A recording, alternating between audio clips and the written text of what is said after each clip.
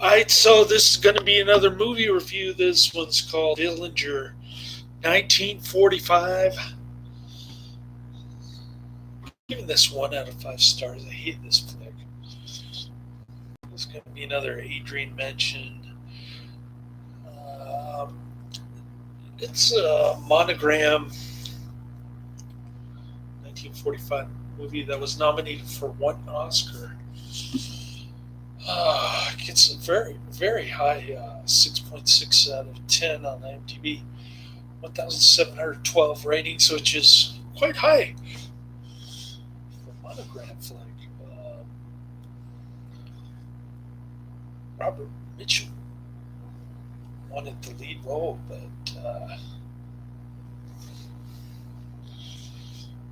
RKO wouldn't let him get it. So they got Lawrence Tierney, who isn't good at all as Dillinger.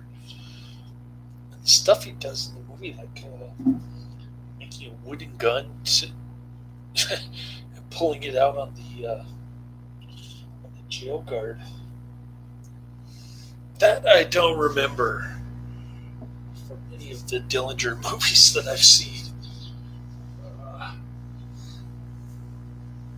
the ending scene at the movie theater, I kind of remember, but I don't think it panned out that way. Anyways, um, I don't know how historically accurate this thing is, but basically it's Dillinger ordering a couple beers, writing a check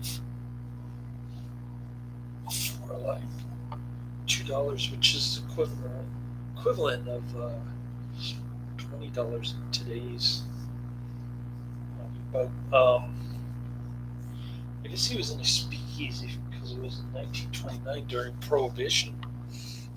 They didn't really make that clear in this movie, but he gets all upset at the. There's another scene I don't remember from any of the Dillinger movies. Okay, so he gets upset at the waiter after he orders a couple of beers because the waiter won't accept his check. So he tries to rob a grocery store, and he ends up getting caught, sent to jail, where he meets the mysterious Doctor Satan, great Republic serial, if I'm not mistaken.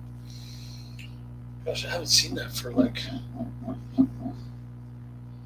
30 years. The mysterious Doctor Satan. Great serial from 1940, I think. And so he's in it. He's a total wuss in this. He doesn't want to go along, or he doesn't believe that Dillinger's going to spring him out of jail. There are like a handful of guys in jail. And, Dillinger springs him out. They become this bank robber gang. And, he's Dillinger's public enemy number one. The cops are looking everywhere for him. He's like hiding with his girlfriend that she could have snitched on him after he robbed her at the movie theater, but for some reason she changes her mind and she hitches up with him. So yeah, I don't remember which review I was doing when Adrian mentioned this movie, but I don't even remember. Yeah, I worked like 13 hours. I only got one nap. And, I'm pretty burned out, even though my route tonight was only half of what it was on Monday. when I worked more like 15 hours. I was super tired the following day on Tuesday, which was when I did my.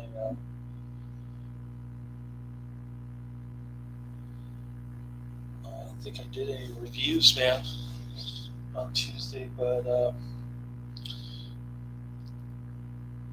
oh man, I what happened was I got to work and they had I went to my second job. And they had, barbecue going in the parking lot. So I ate one double burger, two cheeseburgers, and two hot dogs. And then I went into a food coma while I was delivering groceries.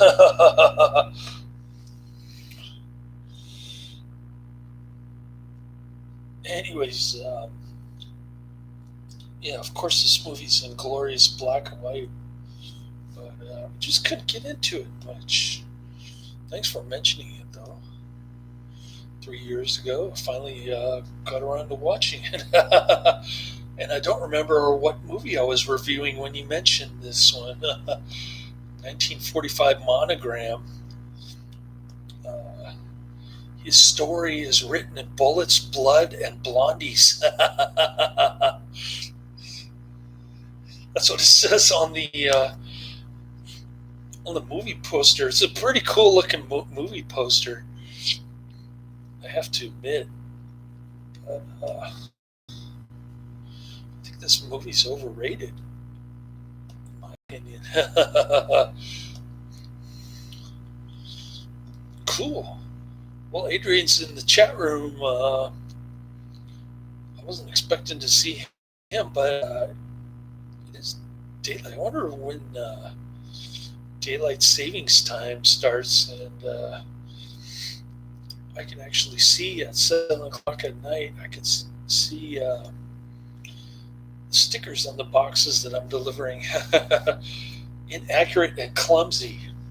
That's what one of the IMDb reviewers said.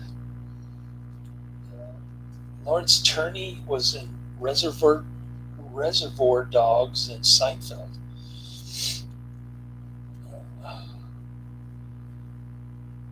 Born to Kill. Post-war tough guy films he was in.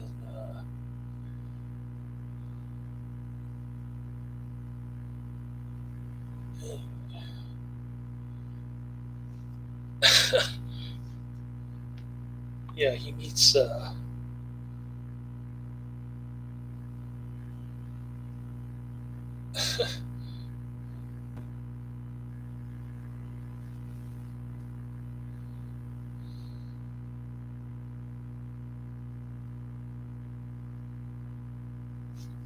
I'm just reading this guy's or this person's interview on IMDb.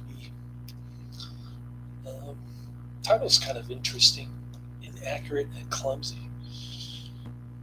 Oh, yeah, it's probably daytime over there, right? Cool, man. I'm glad I caught you.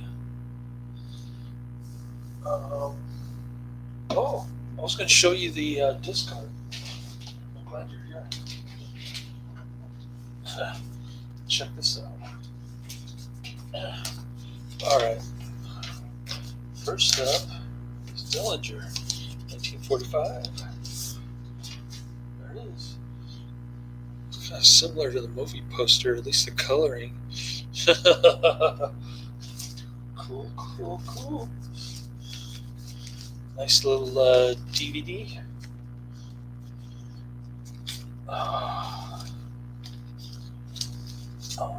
Next up is the Cat and the Canary, 1927. Not much going on there. Silent film, horror, haunted house, ghost. Really cool. Really decent special effects for 1927. But I'm sure you won't like it. You're not into silent films, right? I remember. I still got my memory. Okay, last one. Last but not least. I got all these on Wednesday, by the way. I've been super slow. This one's Cat Chaser. Blondie, side nudity going there. Cool. Cat Chaser, 1989. Peter Weller. Haven't seen him in a while, Peter Weller. But there he is on the disc with his Blondie babe. She's got a nice hairdo. I kind of like that. It's almost Cat and Canary 20s hairdo. But it's got the feathering effect from the 80s, if you know what I mean. 1989. That was the year I graduated from high school, man. Anyways, got all the oldies but goodies on the Netflix DVDs. Hope you enjoyed that. Nosferatu was good. What about the Cabinet of Dr. Caligari? Or what's that old Boris Karloff?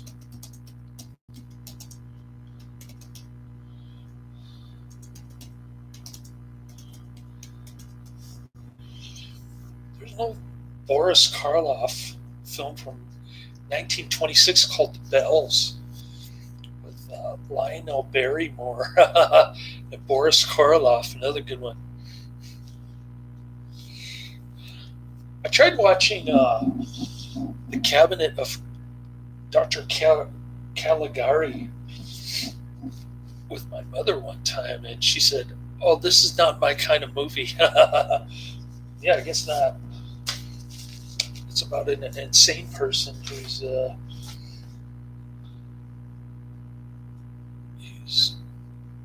conjuring up the story of a phlebotomist. Yeah.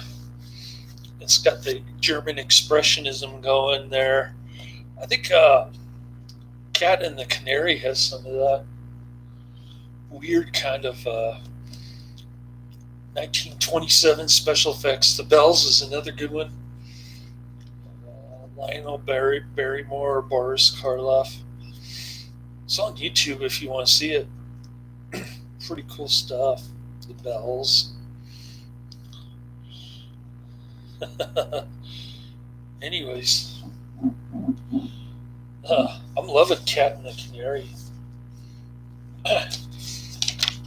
Great, the gothic horror from 1927. Only an hour and 21 minutes. Dillinger was only an hour and 10 minutes. Holy cow. No wonder I got through it so fast. Usually I'm doing these reviews on Sunday, but now I'm doing it Friday night, which is probably Saturday morning your time. 1 hour and 10 minutes. Wow. I got through that really fast. Anyways, after eating all that red meat in the parking lot before I started work, my second job, I think I'm going to down this. I'm going to steal one of my son's plastic Sprite bottles and just down it because I'm dehydrated from all that meat. Cool. Anyways, yeah. Not a good flick, Dillinger. I didn't enjoy it. Thanks for mentioning it anyway. Now I can say that I watched and reviewed it. Yeah, I drank like a gallon of water already. And I'm still thirsty. Pretty crazy. I think I'm going to starve myself in the morning with some zinc T-cell and some resveratrol. some supplements to get rid of all that meat in my stomach. It's like I just got a little bit too greedy and I ate too fast or something. Because I only had like a half an hour and I downed double burger, two cheeseburgers, and two hot dogs. Holy cow. My stomach was just like, what are you doing? All this junk food. Oh well. I better get going, but I should be able to wrap up Cat and Canary tomorrow. So look for that review. And then Dark Knight.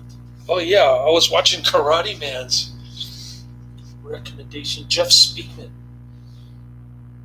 just sits there and watches this little girl get killed by this creepy guy. I guess he plays a cop, and then he wakes up like it's a bad nightmare, and he's all naked from the back. I wasn't too crazy about that, but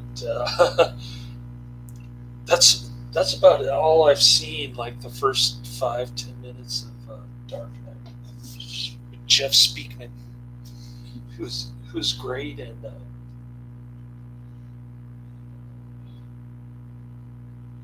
was that movie I just saw him in? I can't even remember. Land of the Free. That's it. Sorry, I'm a little tired. But I'll let you go.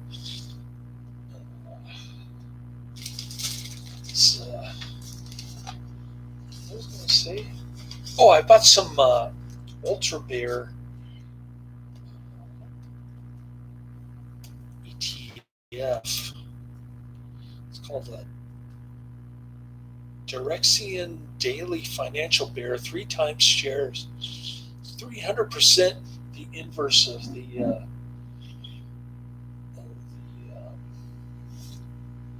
Wilshire 1000, I think.